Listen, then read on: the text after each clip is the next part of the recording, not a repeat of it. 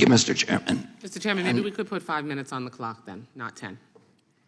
Could we put 5 on the clock and we'll start it running?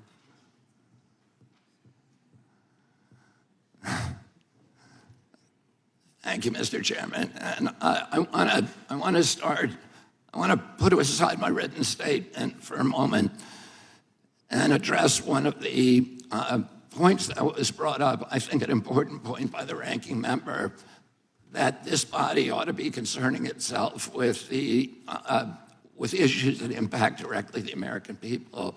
The rising price of groceries, 76% over the past 2 years for basic foodstuff, the war in Ukraine, the inflation issues, the border issues, many, many other issues that concern us all as a nation. We can't do that without the First Amendment, without debate. When I gave my speech, my announcement speech in Boston 2 months ago, YouTube, I talked about all those issues. I focused on grocery. I focused on the fact that working class people can no longer afford to live in this country. I talked about inflation, all the issues that deeply concern you and that you've devoted your career to alleviating those issues. 5 minutes into my speech, when I was talking about Paul Revere, YouTube deplatformed me. I didn't talk about vaccines in that speech. I didn't talk about anything that was a verboten subject. I just was talking about my campaign and things, the conversation that we ought to be having with each other as Americans. But I was shut down, and that is why the First Amendment's important. Debate, congenial, respectful debate is the fertilizer, it's the water, it's the sunlight for our democracy. We need to be talking to each other. Now, this is a letter that many of you signed, many of my fellow Democrats. I've spent my life in this party. I've devoted my life to the values of this party. 102 people signed this. This itself is evidence of the problem that this hearing was convened to address.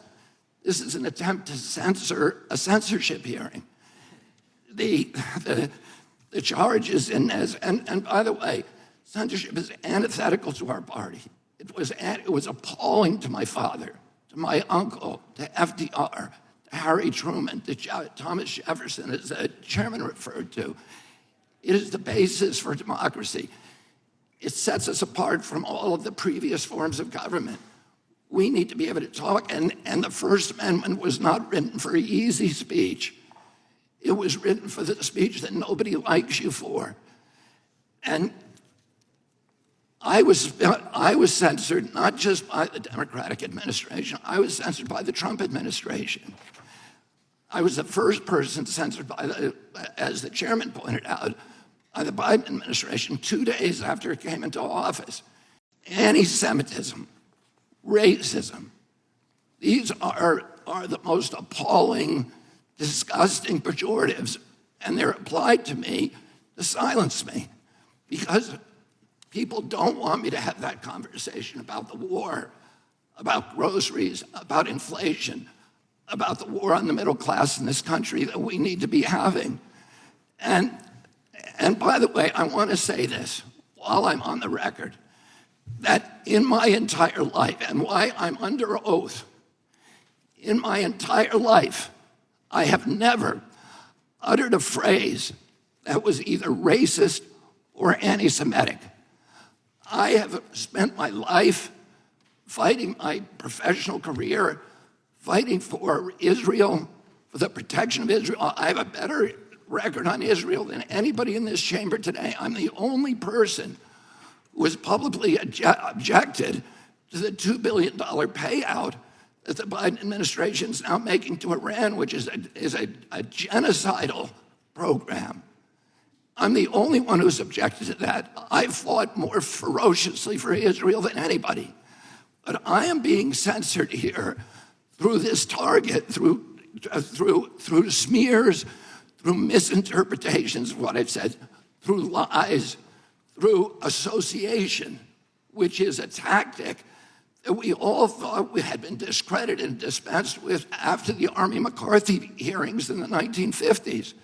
But those same weapons are now being deployed against me to silence me. I know many of the people who wrote this letter. I don't believe there's a single person who signed this letter who believes I'm anti-Semitic. I do not believe that. There is no evidence of that. Now, I want to say something I think that's more important, and it goes directly to what you talked about, ranking member, which is the need, this toxic polarization that is destroying our country today. And how do we deal with that? This kind of division is more dangerous for our country than any time since the American Civil War. And how do we deal with that? How are we going to, every Democrat on this committee believes that we need to end that polarization. Do you think you can do that by censoring people? I'm telling you, you cannot. That only aggravates and amplifies the problem. We need to start being kind to each other. We need to start being respectful to each other. We need to start restoring the comedy to this chamber and to the rest of America, but it has to start here. My uncle, Edward Kennedy, has more legislation with his name on it than any senator in United States history. Why is that? Because he was able to reach across the aisle, because he didn't deal in insults, because he didn't try to censor people. He brought home people who were antithetical to what he believed in. He came home almost every weekend with people like Orrin Hatch to our house at the compound in Hyannisport. At that time, Orrin Hatch to me was like Darth Vader, because I was an environmentalist. And I was saying, why is Teddy bringing this guy home? But he knew that he was effective because he understood that comedy and respect and kindness and compassion and empathy for other people is the only way to restore the function in this chamber. But more importantly, today we need to give an example in the leadership of our country of being respectful to each other. If you think I said something that's anti-Semitic, let's talk about the details. I'm telling you all the things that I'm accused of right now by you.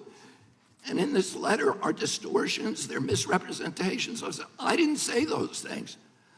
There's fragments that I said, but I denounce anybody who uses the words that I have said to imply something that is negative about people who are Jewish.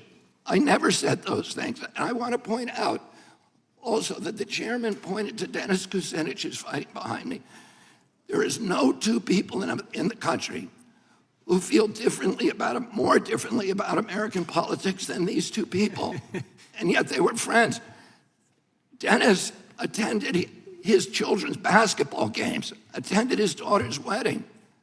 This is what we need, how we need to start treating each other in this country.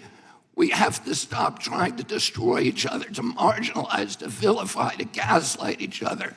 We have to find that place inside of ourselves of light, of empathy, of compassion, and above all, we need to elevate the Constitution of the United States, which was written for hard times, and that has to be the premier compass for all of our activities. Thank you very much. Thank you. Mr. Chairman,